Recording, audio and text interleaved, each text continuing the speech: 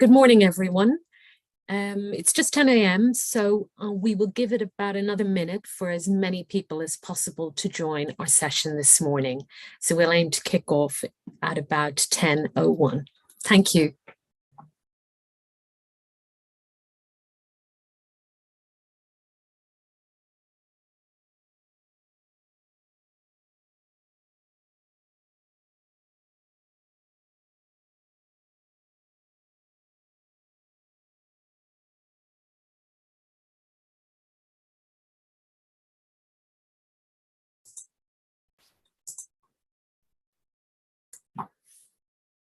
Good morning, everyone, and welcome to this Morgan Hunt webinar on LGBTQ+ inclusivity in the workplace. My name is Claire Canary, and I'm a director at Morgan Hunt, and I also lead on diversity and inclusion, both within Morgan Hunt and externally with our clients. Morgan Hunt is an award-winning UK recruitment business, and we have over 125 recruiters across London, Birmingham, Manchester and Glasgow. Founded over 30 years ago, we specialise in recruiting for the charity, further education, government, housing, construction and property, social care and technology sectors. I will host this morning's session, but I'm really delighted to be joined by two expert guest speakers for this discussion. So firstly, I'd like to welcome Jackie Handy. Jackie is MD of Runway Global Limited. Jackie is a dynamic speaker and expert in workforce engagement, focusing on transforming organizational culture. She works with organizations using her A-frame model, fostering environments where individuals feel valued, empowered, which drives increased productivity and employee retention with clients across the UK and globally. And we're also delighted to be joined this morning by Craig Hanlon-Smith. Craig is currently Vice Principal for Student Engagement at Morley College in London. He is a highly experienced curriculum and quality senior manager and leader within the education sector. And a lot of his role involves motivating staff and students and managing challenging behaviour in young people. He leads on diversity and inclusion and is also co-artistic director for Mad Ed Theatre and a former journalist and writer for G-Scene LGBTQ Lifestyle magazine. So before we kick off this morning's discussion, just a few pointers on the structure of our session today. It will last about an hour. And the main discussion will take about 40 to 45 minutes. And I'll aim to leave about 10 to 15 minutes at the end to answer any questions from you, the audience. So please, any point of our discussion this morning, if you have a question, please post it in the chat function on YouTube. We'll see the questions, I'll be aware of them, and we'll endeavour to cover and answer as many of those as possible, time allowing. So to kick off our conversation this morning, I'd like to ask you both really the same question, just to kind of tee it off. And that is why LGBTQ+ workplace inclusivity is still such an important topic of conversation in 2024. So Jackie, why do you think we still need to discuss this today? Thank you, Claire, and good morning, good afternoon to everybody. Yeah, I think we are not there yet. That's why I think it's a conversation that we still need to be having. I think what we need to appreciate is when it comes to LGBTQ+ inclusion, this extends way beyond our workplaces, actually. So when we look at our societal norms and societal biases, and the challenges that people from the community still face through discrimination and unfair treatment and disadvantage fundamentally in the world, this can't help but infiltrate our workplaces. And naturally, you know, the workplace is somewhere that many of us spend many, many hours of our lives.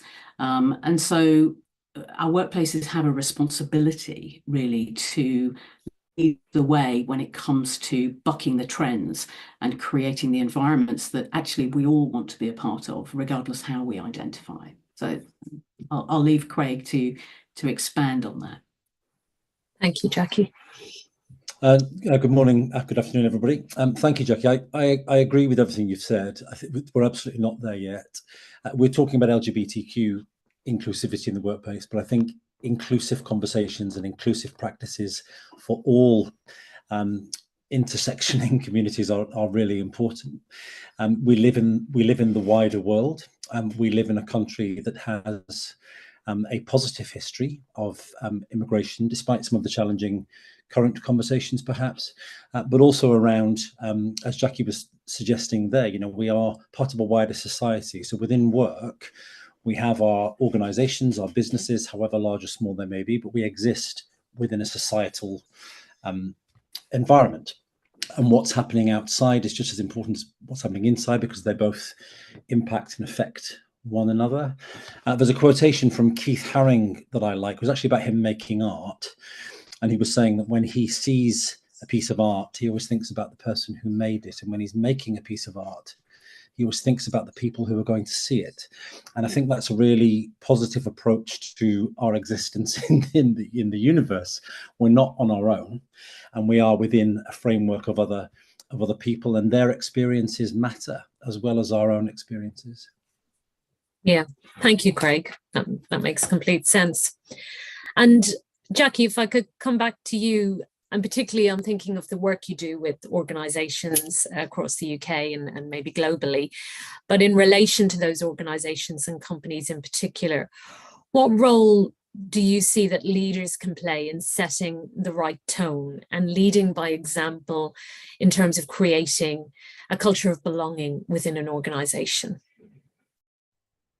That in itself is a whole massive question, and Craig's launched there with a wonderful quote, and I'll give another quote, and it's one of mine, but it is quite simple in that we copy what we see every day, and I think that matters when it comes to our family units and messages we might give to children and young people in our networks. And it matters when it comes to the workplace, especially for leaders. So in terms of what can leaders do to set the right tone? Well, firstly, to understand why it matters. I think there is so much out there right now. We're getting to a point in our society, and Craig makes a great point that this is about inclusivity generally. This is about the diverse intersectional world we are in. And, so it's almost no longer good enough to be able to say, I don't know, right? There's nothing out there. I don't know what I can do.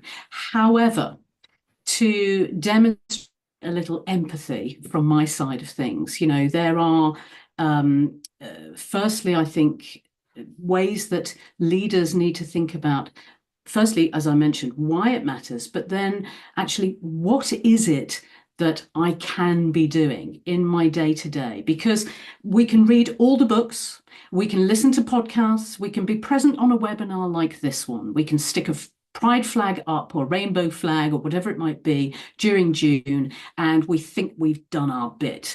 And that really is the tip of a very, very big iceberg. If I'm in an organization and everybody is wondering about what they can say and what they can't say, desperately tripping up over themselves about not saying the wrong word, and they're focusing attention on, inclusive language training and things like that. But then in the back offices, in the quiet meetings, there are things being said and done that actually are demonstrating the opposite intention. Then, that feels disingenuous, incongruent, all of those things. I would much rather, honestly, be in a place where people accidentally make mistakes with language, that they occasionally get it wrong, but they're constantly striving to seek those environments and create those environments that welcome and embrace everybody, that seek to understand, that are humble to people saying, you know, actually, maybe think about positioning that differently or saying this differently. That to me is much more a sincere leadership quality, if you like, that somebody could have, as opposed to just trying not to say the wrong thing in public. I hope that sense to you, but you know, really it's about, you know, we do copy what we see every day, and so it is the day-to-day actions, behaviors and messages that are given by the leadership team about any aspect of business, right, that's going to ripple down to the levels and layers below, and of course internally and externally to organizations and customers. Thank you, Jackie. Craig, could I ask you just to kind of chip in on that, because as a leader yourself in an FE college in London, a very large college group, what's your sense of that? I agree with what Jackie's saying there. I mean, it's all very well painting the wall pink, but actually, or rainbow, but it's walking the walk and talking the talk. What I really liked about when I was approached to be part of this webinar was I was approached during LGBT History Month to book me in for later in the year, not in LGBT History Month, not in Pride Month, at just a month, because I think it's important for us to be having those conversations all the time. I'm not in any way suggesting that we shouldn't have those months, and there are other months besides. You know, Black History Month will soon be upon us. Disability Action Awareness Month is coming in December. They're really important because they sort of really put a stake in the ground and say, hey, everybody, please take note. But it needs to move beyond that and outside of that. Cultural change as well is enormous, right? It's not something that happens overnight. So if there are challenges within the culture of your organization, the key thing to do is to just don't do nothing, right? You've got to begin. And every journey starts with one step, etc. But that you've got to take those steps forward. And there is a lot of help out there now. It is no longer enough, as Jackie was saying, just to think, well, it's a bit difficult, or I don't need to do it, or I'm not sure how to do it. There's a lot of help out there, even free help. You don't even need to pay for all of it, but you can just begin to take those steps, and you must begin to take those steps. Yeah, agree. And Craig, I mean, thinking about leaders who themselves aren't part of the LGBTQ plus community, and it kind of probably goes back to what Jackie's saying, is people worrying about saying the wrong thing or whatever. But what advice have you got for them? They want to build an inclusive culture, but they're really concerned that they don't want to appear just performative. Well, I'm a EDI lead at the college on the senior leadership team. There are two of us. I am not a woman. I'm not Black. I'm not Asian. I don't have a physical challenge or a disability. But it is not just my responsibility as a co-EDI lead to look after LGBT people because I am LGBT. It is my role in this position and in this senior role to make sure that we are representing and taking care of everybody, whatever identity and indeed range of identities that they may well bring to the table. So I think in terms of leadership, it's important to understand that you can't be everything to everybody, but you do need to take those steps forward that we were just discussing. I do think it's important for representation on senior teams. There is LGBTQ representation on our senior team. There are other representations on our senior teams. Those can sometimes feel like forced recruitment constructs, but I think that's necessary in a senior team. And if it's not on your senior team, is it on your board?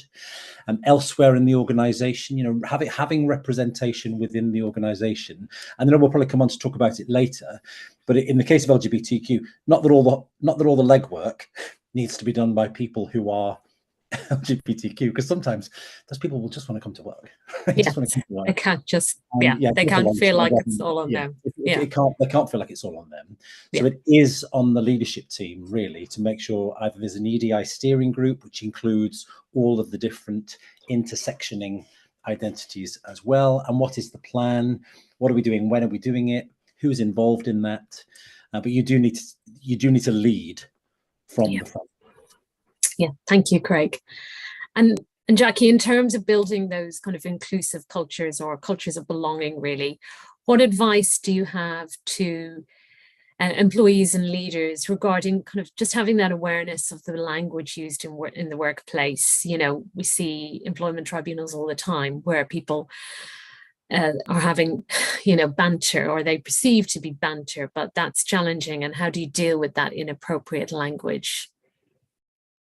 Yeah, I mean, you know, this is something that's a big old argument that's I think we've been going a bit round in circles with for some time now. The challenge actually with language is how it evolves.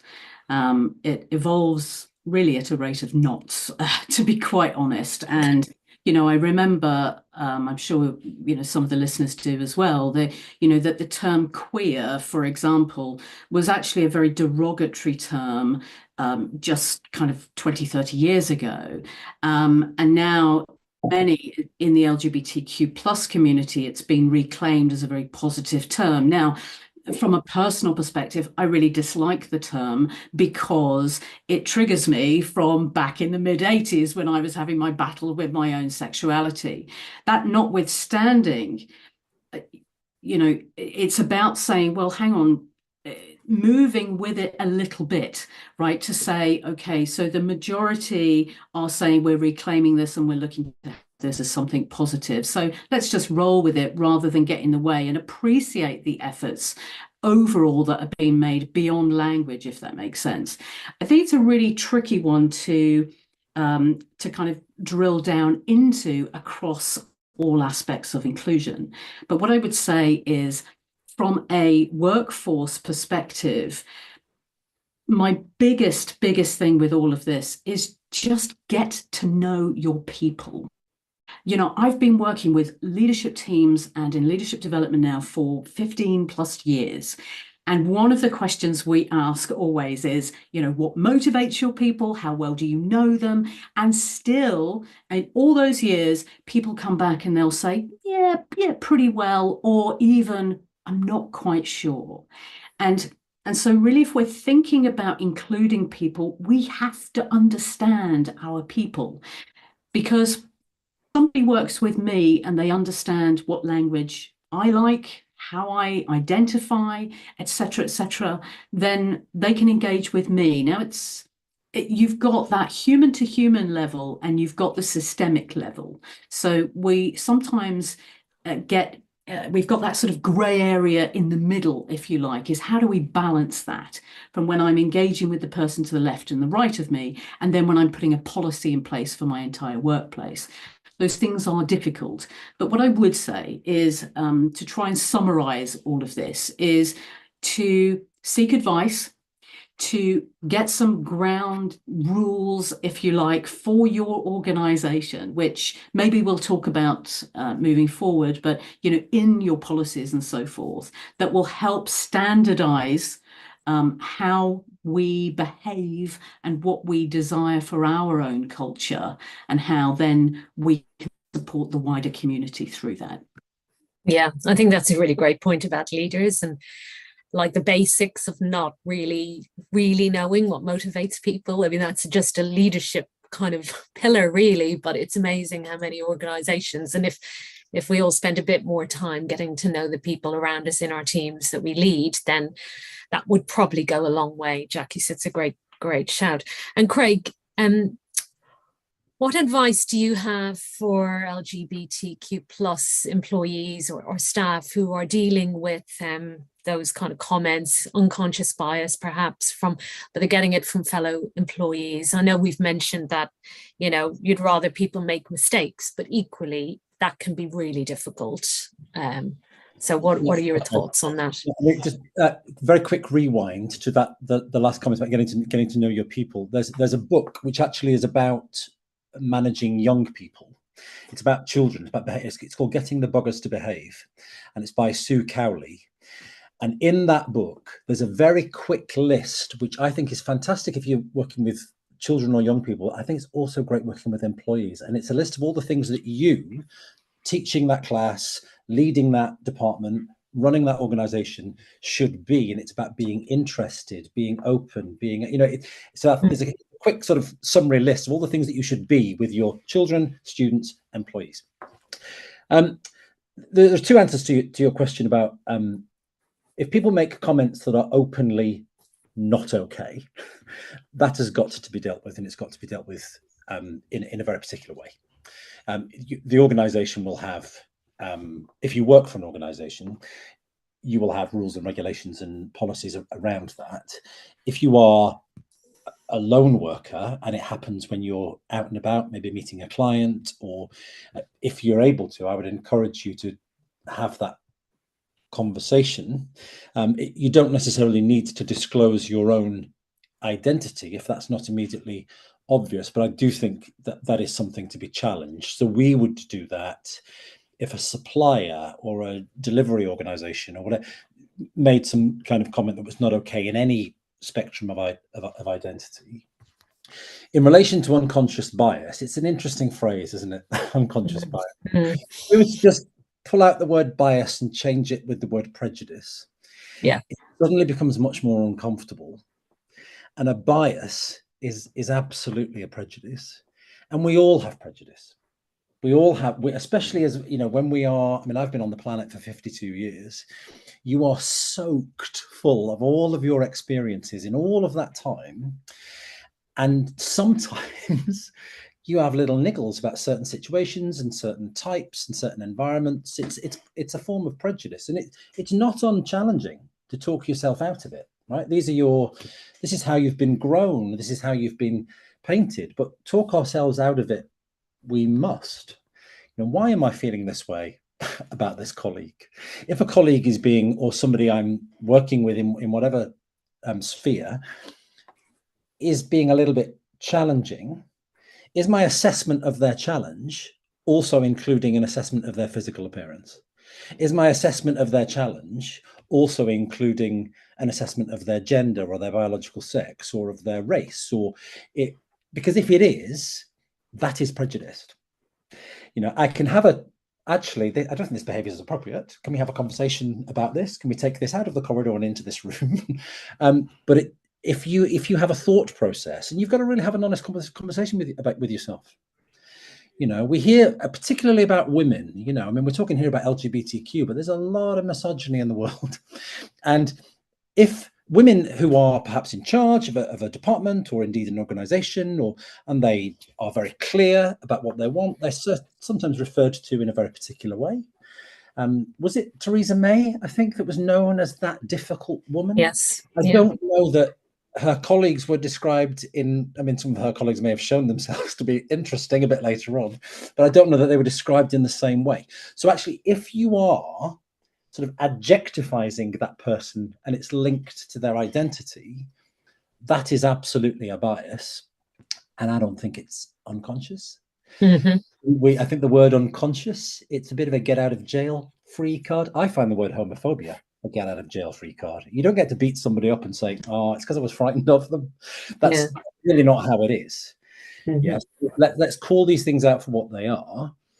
But as leaders, if we are responsible for an inclusive environment, we must show our teeth where it's necessary. We must follow but it's not just banter. If somebody says, I feel a particular way, we accept that's how they feel. I'm the designated safeguarding lead for the college, and we run safeguarding training here. And one of the scenarios that we look at is something has happened and a student feels uncomfortable. What's important in that is the student feels uncomfortable. And therefore, that's what we address. It's not about whether or not we think it happened. It's the student feels uncomfortable, and therefore we work with that person. It should be the same in this setting. Yeah, absolutely. Thank you, Craig. And not about saying, well, you shouldn't feel uncomfortable. It's fine.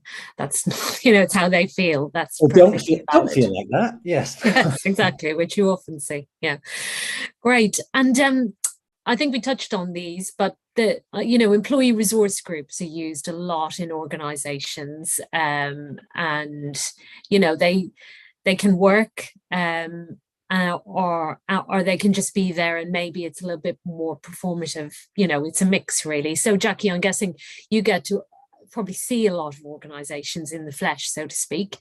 So what's your opinion in terms of the value of employee resource groups, and have you seen them work? Yeah, I have. And actually, if I may just rewind a little as well, because I think Craig made some brilliant points there about bias and how we try and excuse behavior. I know that I'd said about I'd rather people made mistakes, but actually were on that journey. I would obviously rather they didn't make mistakes, just to be clear. But, you know, I recognize that we may kind of misstep a little bit on this journey moving forward. But the thing around bias as well is it links very nicely into privilege. And this is another area that I think in organizations should be explored. And this links quite nicely into employee resource groups, actually, because often what happens in organizations, I've seen many of them and I've seen some very successful ones, and I've seen many that struggle within organizations because what tends to happen is the leadership team has the right idea to give people with varying identities a voice and make sure that they are seen to be doing the right thing, although they would never go to an employee resource group meeting themselves, of course. Sometimes this is not exclusively to everybody. And what tends to happen is then the privileged few, and I use that term quote unquote, get to kind of dictate what time, what resources are allocated into the employee resource group for the marginalized community. And this can be problematic because what often happens, I think Craig nudged on this earlier around, it's all on you and you're already marginalized, right? And yet sometimes case of, yeah, if you want an employee resource group, great, yeah, we'll support you with that, but you've got to use your own time, manage it throughout your own working day, right? So you'll get no extra money, there's no budget to bring in speakers or people to, you know, whatever. And actually that becomes more problematic and can leave a community feeling even more marginalized. So even with the right intention, it kind of backfires. When it works well, clearly the opposite is true. I've seen it very successfully done in some organizations where the leadership team, regardless of how they themselves identify, show up, they sponsor different groups with their time, with their budget, and they genuinely show an interest in elevating that community as true allies across the business, not just within the confines of meeting room. So again, summarizing this, being aware of, as a leadership team, the privilege that you hold, not only through perhaps parts of your identity, but just in your role. And therefore, I always say to people, having privilege doesn't make you a bad person. It's like many things in life, what you do with it that counts.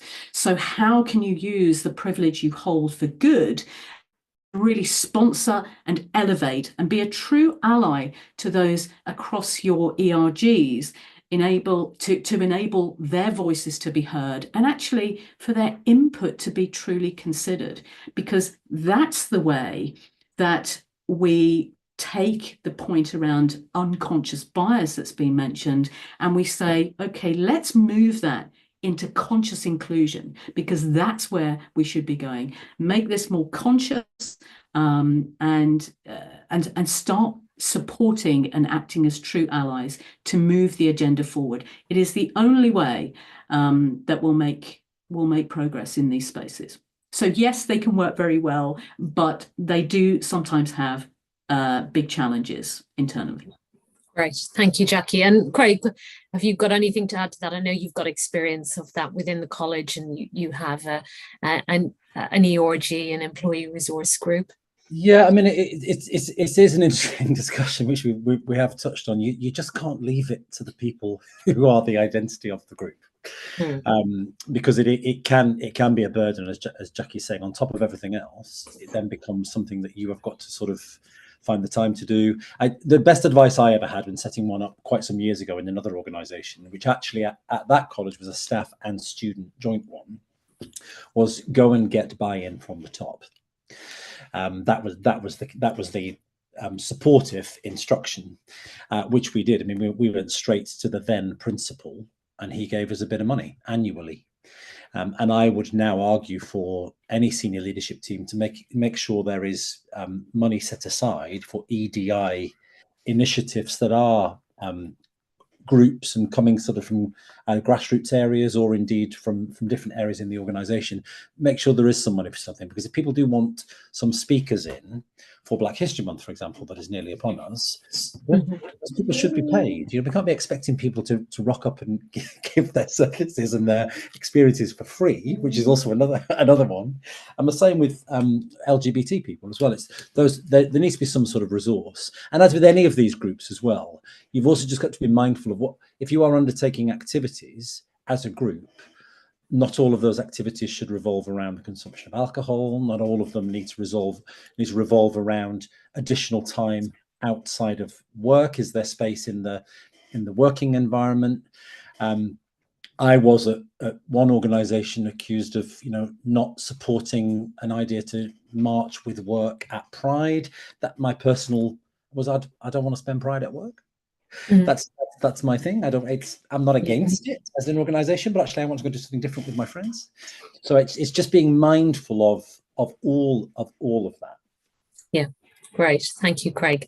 I'm kind of aware of the time, and I've got some questions I'd like to ask actually around a recent survey that one of my colleagues sent across to me, which I think was pretty sobering reading. And this is this year, and this is research done by TUC, a national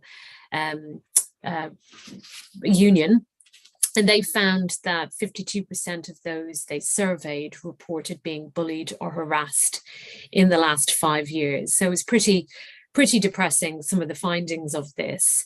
So I suppose I wanted to talk directly to that, because that's a large proportion of the community that have, in the last 5 years, which is quite recently, experienced bullying or harassment in some form. So Craig, if I could come again to you, what advice do you have for individuals who are experiencing that, being bullied or harassed at work?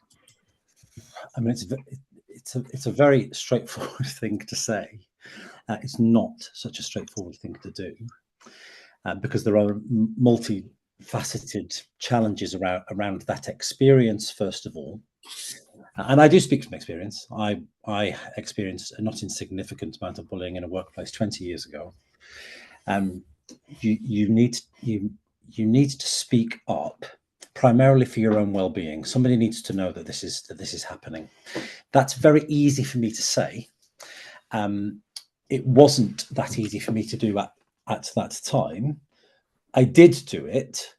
And I mean, it was 20 years ago, but even so, this survey is very recent. Speaking up actually led to 8 months of a very, very challenging experience. And I'm just quite dogged and pig-headed and bloody-minded, and I won't let it go. So I do appreciate there are people who may experience it and not want to speak up. There are other ways of dealing with it. I mean, I'm not suggesting anybody does this in the workplace, just to be clear, but I have a very particular way of dealing with it when I experience it in the street. So if somebody shouts something abusive at me in the street, I get it printed onto a t-shirt or a sweatshirt, and it has a little asterisk next to the word, whatever that word is. I don't need to tell you what any of those words are, but you can use your imagination. And then on the back, I have the time, the date, the place. And I wear it all around socially, to the pub with my friends, supermarket. And I can see people looking, and, I'm not doing this by myself, is the message. This is the world we live in. You're not hanging me out to dry. There's a human inside this activity, and you need to see that.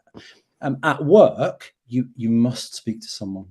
I would be very, very depressed if there isn't someone in the people operations service or in the human resources department, whatever it is your organization is calling it, where you don't have that support. We also have a confidential employee assistance program here where you can phone. If you don't want to speak to somebody in the organization, we pay for a service. You can speak to somebody outside of the organization, and they won't tell us who's called, but they will let us know people have been engaging with the service and this is what they're engaging for. So it will come back to us and we'll know that there's an issue.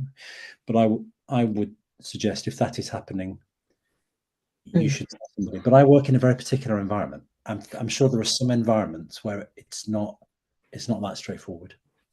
Yeah, unfortunately. And I think you're right. You're talking about 20 years ago, in the sense that when you're starting out in your career, that can be even more difficult because you're trying to, you're just starting and you're aware that if I say anything, and then that's just extra pressure. But well, bless you for thinking I was just starting out 20 years ago. I was a little bit further in, but thank you. Still, it's challenging. It's challenging. And in terms of that, Jackie, we've the flip side of it as employers or leaders who uncover such cases in the workplace. As Craig says, it can be challenging even for the person reporting it because you've potentially got to go through an investigation and you're calling out behavior, and that's really difficult because you feel like then you're going through the process and you have to almost go through the mill with it. But what's your advice to organizations and leaders who uncover this kind of bullying and harassment? So again, this is a massive question, Claire, and Craig made some great points there. What I would start by saying is your first question to us was, why do we still need to have this conversation today? And that report, and there are many other similar reports, but that is exactly the reason why. When Craig and I sort of lightheartedly really brought in the we're not there yet, like that's how much we're not there yet, and that's only the amount of people that have reported this. There are, when you also look at LGBTQ plus individuals in their mental health and well-being, it's suffering for many. Those people that are experiencing isolation, suicidal ideation, also those people who have intersectional identities. We don't have any Black people on the panel today, but or people, as Craig mentioned earlier, that have that are disabled or have any other identity that crosses over, just to consider really the impact of gender identity and sexual orientation on people of with different intersections of their identity. So all of that is so important. And in terms of what can leaders do if they become aware of it, well, first of all, they're not going to become aware of it as easily if that environment is not psychologically safe. So psychological safety seems to be one of the new buzzwords that we're using in organizations, but actually we're not always applying the principles of psychological safety in our organizations yet. If you want people to feel comfortable to approach you and say, this has happened, or this is how I'm feeling, to Craig's point earlier about, it's about how somebody feels in a situation, then you have to, again, go back to my earlier point when I said it's about your day-to-day behaviors. Are you actively creating a culture where if somebody speaks up, there will be no negative reprisal? They won't go on that journey that Craig indicated there, from that 8-month tricky journey. It might have been 20 years ago, but this hasn't really changed. And so a big part of creating that psychological safety in our organizations is not just about our day-to-day behavior and language, of course, although that is a big part of it, but it's also about the way in which we demonstrate publicly that we have a zero tolerance approach to this kind of behavior, right? And this is where policies and, much more sort of systematic processes are in place that are very obvious, very apparent, and importantly, acted upon. I think sometimes we have these policies and then we find a way to kind of make the person feel like they're making a bit of a mountain out of a molehill, and come on, nobody really meant it. We go back to the banter and what have you. But actually, it does matter. There are massive implications for individuals, not only in the workplace, but that unquestionably ripple out into their personal and private lives. And of course, vice versa, and so they matter. It is about creating that psychological safety and having policies and processes that are well known, understood, and applied when the occasions may arise. Yeah, I think it's that being seen to act upon those policies, taking them seriously, and as Craig mentioned before, taking seriously how somebody feels on the back of certain situation or behavior.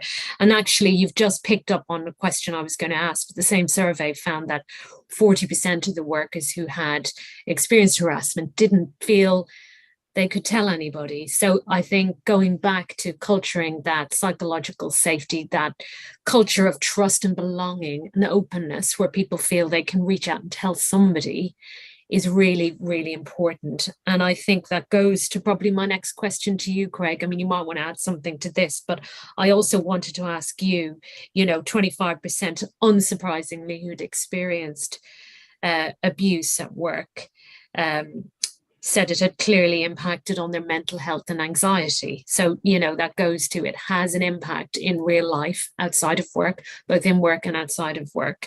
So it's what advice you would give to anyone experiencing that at work and dealing with the mental health fallout from it. I mean, first to say, I completely understand why people don't want to report it. Having reported a very serious incident to the police that went to court, and it was a very protracted, long process, and then the perpetrators were in a court of law found not guilty. Let me tell you, they were guilty. Anything else that now happens to me in the world, I do not report it to the police. I do not. Now, people can take a view of that, but I'm not putting myself and my own mental health and well-being through that process again to have the outcome that we had in a court of law that is not the right outcome. So I understand exactly why people are experiencing things and do not want to report it, which is why people in positions of leadership, if things are reported, you must take action. And not only take action, you must be seen to be taking action. We can't hush things up. Gone are the days where it's like, oh, don't worry, I'll have a quiet word. That's not how we operate. If we have policies and procedures, those policies and procedures absolutely have to be acted upon. If people are in the question, the 25% people either verbal or physical abuse at work, I mean, it's an offence. It's a criminal offence to be physically assaulted. I've just said I'm not reporting it to the police, but I think giving it some welly at work can be along the lines of, I've been assaulted. I've been assaulted at work. I have in my career as a manager of teachers experienced a situation where a student has assaulted a teacher, few and far between. Thank you very much. But we take that very, very seriously and immediately, because the student body needs to see that is not a thing. Right, that we have to implement our policies, that has to be acted upon. We have to take the strongest course of action. It needs to be seen to have been taken, because also this member staff over here needs to be supported, and the wider body in the organisation needs to understand there's a red line. So it's about, in positions of leadership, making sure that we do support our staff, and if people bring something to us, we listen. And we absolutely take it seriously. If somebody is being verbally or physically abused, we also need to take seriously the possibility that that will get worse if we don't do something about it. And what I would say to somebody who's feeling like they can't report it, if it probably will get worse if you don't speak to somebody. And if you can't speak to somebody in the organization, speak to somebody outside of the organization so you get some kind of support. Yeah, because classic bullying behavior will continue and get, it will, yeah. So reaching out and talking. And Jackie, from your perspective, I mean, some of those findings, and we're in 2024, and given how we started off the conversation, it more than makes the case for the discussion and an ongoing discussion. But is there a case for stronger workplace rights for LGBTQ plus employees, or can more be done across the board in that whole diverse intersectional piece, that actually it's about fostering that greater sense of inclusion and belonging for everybody? Yeah, I mean, both.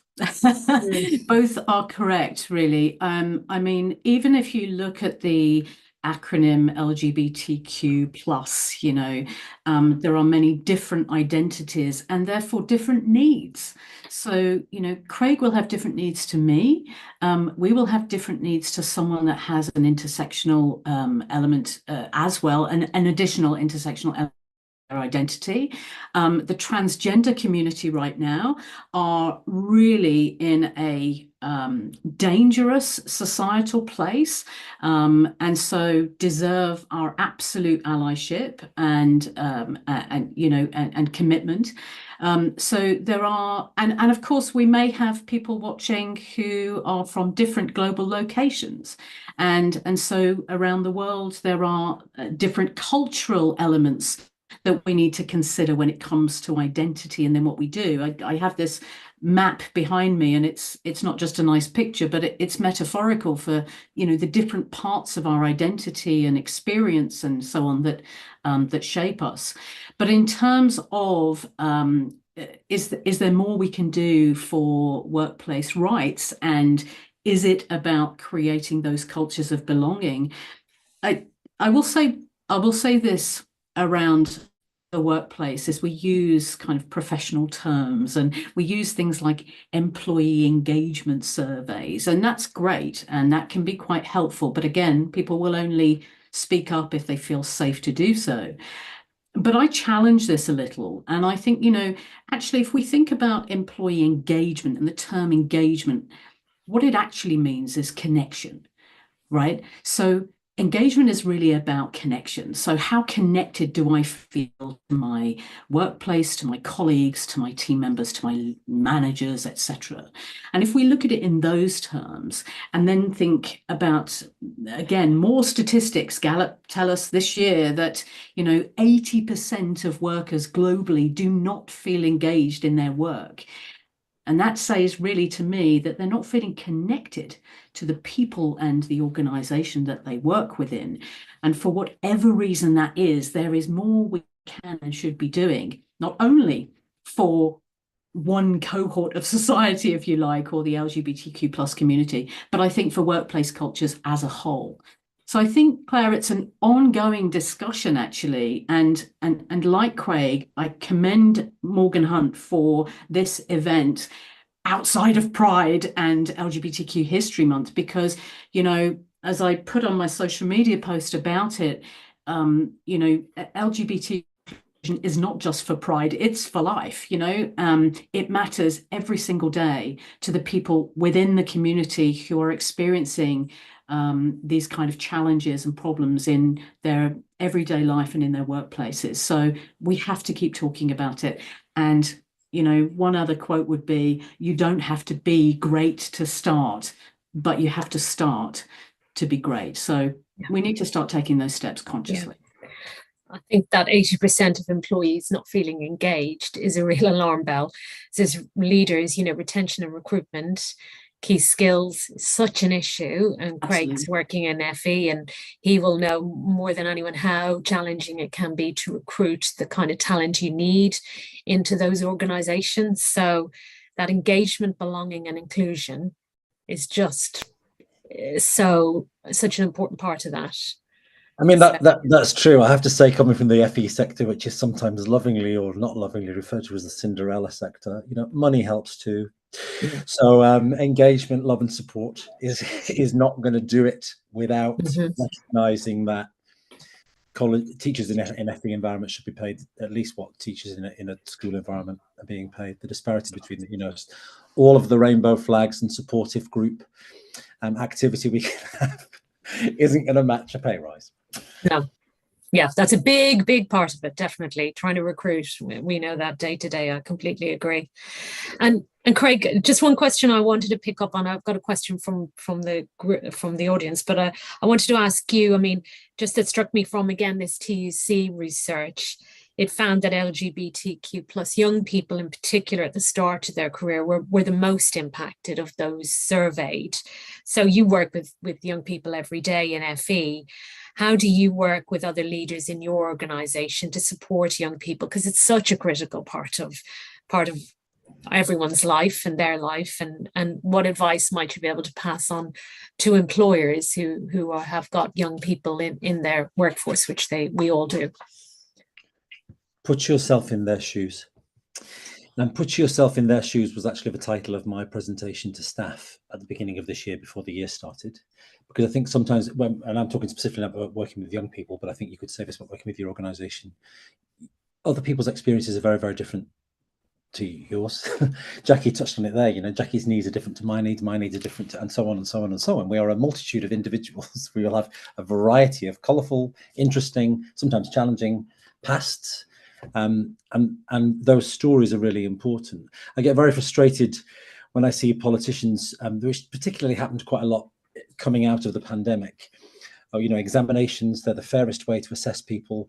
Well, has everybody going into that exam hall had a breakfast?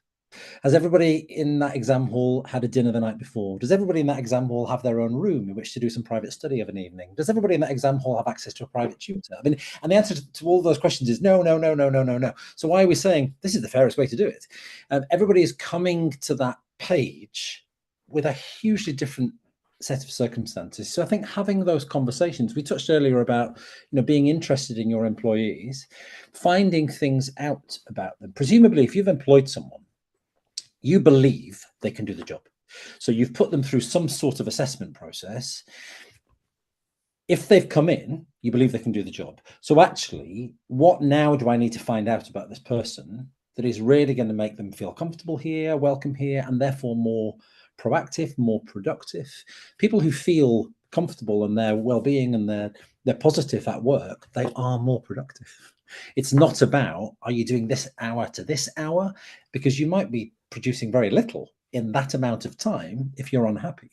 What can we do to ensure that this employee is getting the support and the attention that they need? And that it's the equal opportunities thing, isn't it? Equal opportunities does not mean treating everybody the same.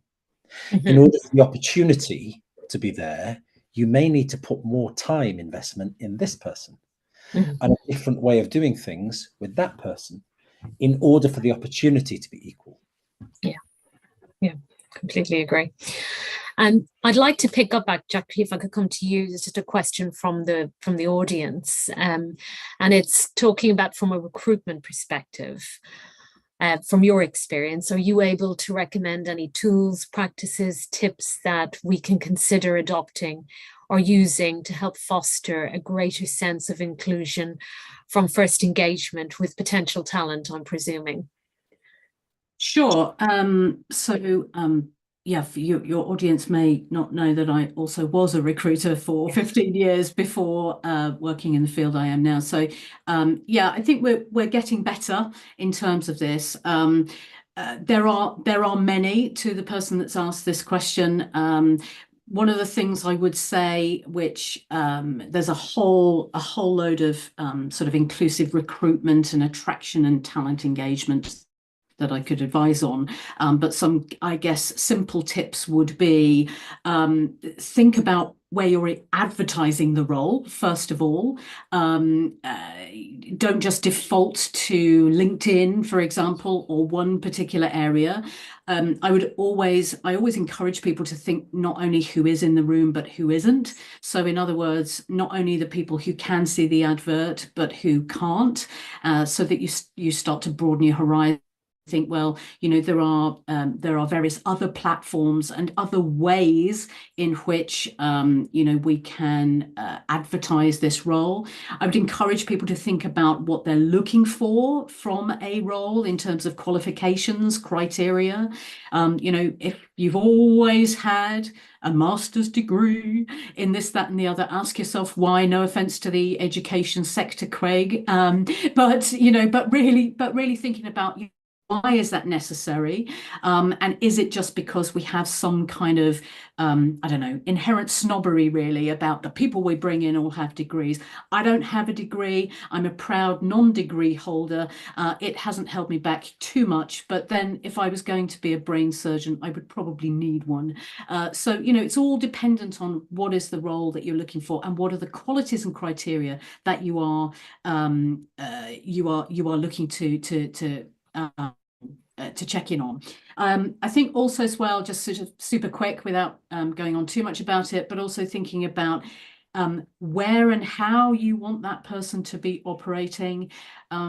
I know we talked about this before we went live, but you know, we work in a very different world now. The world has gotten smaller, hasn't it? You know, and you can be online with somebody in the other side of the world very, very easily these days. More than one way to work. It's not as simple as you've got to be in an office or you work remotely, or even the different methods or models of hybrid working. There are more than one. So really give some thought to, if you're demanding people attend an office location, why is that? What purpose does it serve? And who might it put off from even applying role? What could you be missing out on? Yes. So I guess, you know, these are some simple things that I can think of top of head. There are many, many more, of course, that would encourage, through your actions and through that forethought of how you're recruiting, what you're asking for, and how you're justifying what you're looking for, that can really work wonders to support those lovely clauses we have about welcoming applications and supporting diversity and inclusion. Yeah, thank you. Craig, have you got something to add to that? Yeah, I absolutely agree with that. I'm not upset at all that you're suggesting somebody doesn't have a certificate. I absolutely agree. And I think that there are, it's also about experience. You know, some people have got to get the experience from somewhere. So why shouldn't that experience be from you? I mean, you mentioned in the question beforehand, Claire, talking about, you know, young people. If somebody doesn't give that young person a break, when is it ever going to happen? Yeah. You know, so I'm a great advocate here for encouraging people from other walks of life coming into a management role. They may not have any experience of being a manager. They will get that experience with us on the job. You've got to support them and train them and develop them. But if there's something about them, why are we waiting for them to go and get the experience elsewhere? Why can't you be the experience?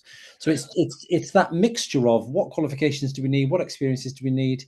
There's somebody gave me a really good idea once. It's like a Venn diagram. It was actually more about your personal life and changes that you're making to your personal life. But I think it's the same in work. If in that Venn diagram you've got where you're at, what you've got, what you want, and what you need, and it's that bit in the middle that sort of really can help you decide. You think you want all of this from a person, but how much of that do you really need? What do you really need? And what has that person got that meets that? Yeah, I agree. I agree with all of that. And I think also, you know, going back to Craig, your point around representation matters. So being honest at the outset with potential talent as to where you stand as an organization, what you're looking to achieve, and showing what you are like authentically, what your senior leadership is like, what your board is like, and where you're trying to get to will also help with that. But that all makes complete sense. I have a lot more questions for both of you. However, we're kind of running out of time, really, which is a good thing, because, you know, we could go on and keep talking, but it probably means that we should have another check-in maybe in a few months, which would be great if you would both be up for that. But I'm afraid that's all we've got time for today. I'd like to thank everyone who joined our session, and I hope that everyone found something useful and insightful. Just a note, it has been recorded. You will receive the recording, and you'll also receive contact details. If you want to reach out to Craig or to Jackie, you'll be able to do that with the follow-up that we send. But really a massive thank you to my two fantastic guests, Jackie and Craig. Thank you both for your time today, and your input to this really important conversation. So have a great rest of the day, everybody, and thank you.